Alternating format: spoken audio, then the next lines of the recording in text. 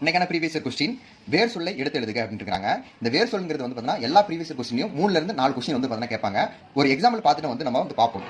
இப்போ ஒரு சென்டென்ஸ் இருக்குது. அந்த சென்டென்ஸ்ல உள்ள பகுதி சொல் இருக்குல்ல, அந்த பகுதி சொல்லுங்கிறது வந்து பாத்தீங்கன்னா ஒருவரை பார்த்து கட்டளையிட்டு சொல்வது போல வந்து பாத்தீங்கன்னா இருக்கணும். அதுதான் வந்து பாத்தீங்கன்னா வேர் சொல். இப்போ எக்ஸாம்பிளுக்கு பாருங்க, படித்தான் அப்படின்னு இருக்குது. ஓகேவா? அதை நம்ம பிரிக்கும் பொழுது எப்படி பிரிப்போம்? அதோடைய பகுதி இன்னொருத்தரை பார்த்து சொல்லும் பொழுது நீ படின்னு தான் சொல்லணும். ஓகேவா? படித்து, படித்தா, படித்துனு அப்படிங்கிறது போதெல்லாம் வந்து சொல்லும் பொழுது வந்து பாத்தீங்கன்னா ஒரு கட்டளையிட்டு சொல்வது போல வந்து பாத்தீங்கன்னா இருக்காது. அப்ப அதே போல பாருங்க, ஓடினான் அப்படிங்கிறது வந்து பாத்தீங்கன்னா ஓடு அப்படின்னு தான் வந்து பாத்தீங்கன்னா சொல்லணும். இப்ப பாருங்க, ப்ரீவியஸ் கொஸ்டின்ல தனிந்தது அப்படின்னு இருக்கு. அப்ப தனி அப்படிங்கிறதா நம்ம கட்டளையிட்டு வந்து பாத்தீங்கன்னா சொல்லுவோம். அப்ப தனிந்து அப்படிங்கிறது ஈ சவுண்ட்ல வந்து பாத்தீங்கன்னா முடிஞ்சிச்சுன்னா அது வினையச்சம். அப்ப தனிந்த அப்படிங்கிறது ஆங்கிற சவுண்ட்ல முடிஞ்சிச்சுன்னா அது பெயரெச்சம். அப்ப 2 தனி இருக்கு. நமக்கு கொஸ்டின் என்ன கேட்டிருக்காங்க?